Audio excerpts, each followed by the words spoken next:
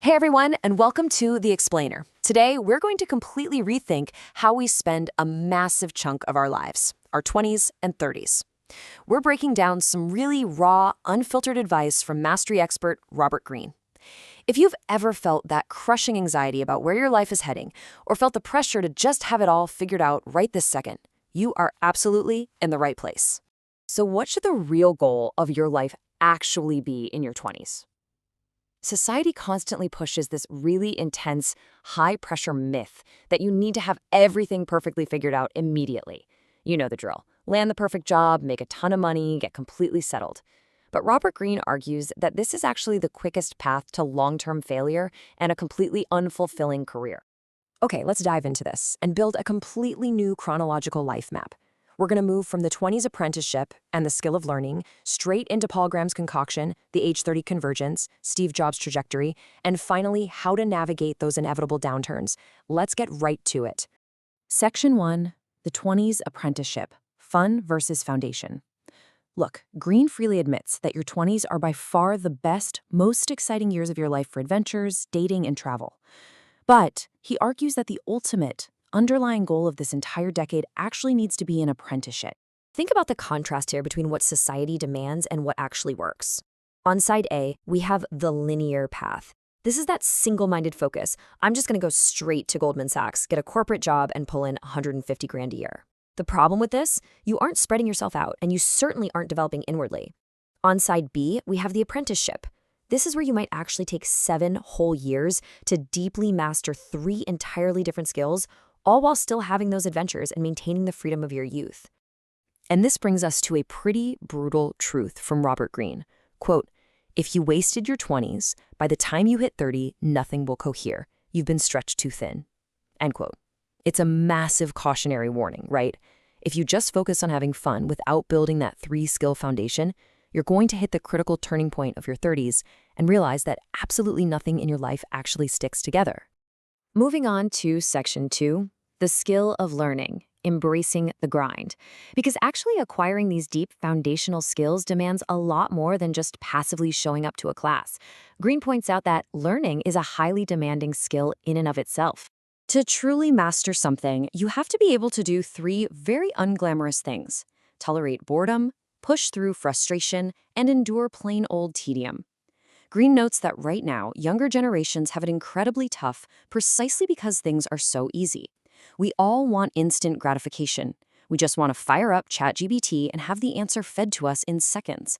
But true mastery, it demands that you patiently sweat through these difficult, tedious steps. Section 3. Paul Graham's unique concoction, mixing art and code. Let's look at our first micro-case study to see how wildly different skills can actually combine into a really powerful recipe for success. Back in the late 70s, Paul Graham was at MIT studying computer programming and AI. But he got bored with the monotony of it, so he completely pivots. He moves to Florence, Italy for a year and enrolls in art school to learn painting and design.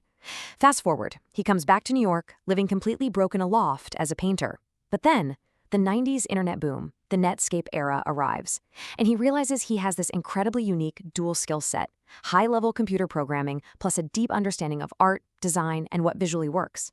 So he built an early e-commerce website to help businesses sell products online, which, by the way, people literally laughed at originally. Eventually, that company gets bought by Yahoo for around $10 million. He didn't just code. He combined coding and painting into a massive success. Section 4, the age 30 convergence, locking it together. Okay, so this is that critical turning point where all your groundwork in adventuring finally needs to start taking a unified, powerful shape. Greene calls this the concoction. Basically, it means utilizing elements from 10 to 15 years of totally separate skills to create a highly unique and valuable new combination. When you've invested over a decade into learning different things, the absolute worst thing you can do is just throw them away. The real magic happens when you retain elements of those old skills and mix them together into a brand new concoction that literally no one else in the world possesses. Section 5. Steve Jobs' trajectory, design meets tech. And this brilliantly illustrates our point about skill stacking and, crucially, surviving failures. Consider Steve Jobs' unique skill stack for a second. He had basic computing skills, sure, but he was nowhere near the pure technical level of someone like Steve Wozniak. So what did he have? Well, he took college calligraphy classes. At his core, he was essentially an artist. His true genius was this intense obsession with the physical look and feel of technology, how a device actually felt in your hand, how it looked sitting on your desk. He took the cold, hard logic of computing and injected it with deep artistic design. That was his concoction. Which brings us to Section 6, Navigating Inevitable Downturns. Careers aren't straight lines.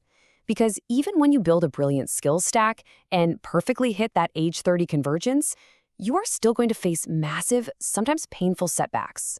Just trace the painful ups and downs of Jobs' career. In Era 1, he has massive early success with Apple. But then, Era 2, he burns himself out, admits he's really difficult to work with, and literally gets fired from his very own company.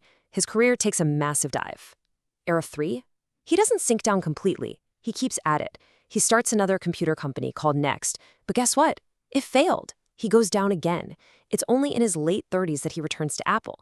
But during all that downtime, he learned why Next failed. He learned how to manage his massive ego, and he set himself up for one of the most brilliant comebacks in history. I want you to really let this sink in. If your career is just straight up, you're in trouble. We have to let failure be a lesson for the next iteration.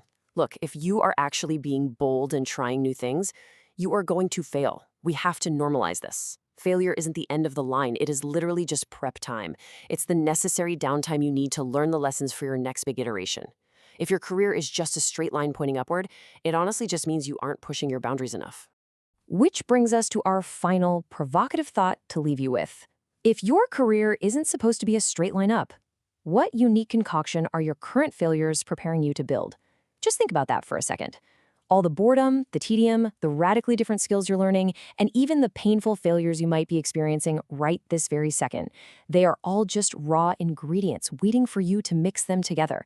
So stop stressing about having a perfect linear path right now and start building your foundation. Thank you so much for joining me on this explainer, and I'll catch you on the next one.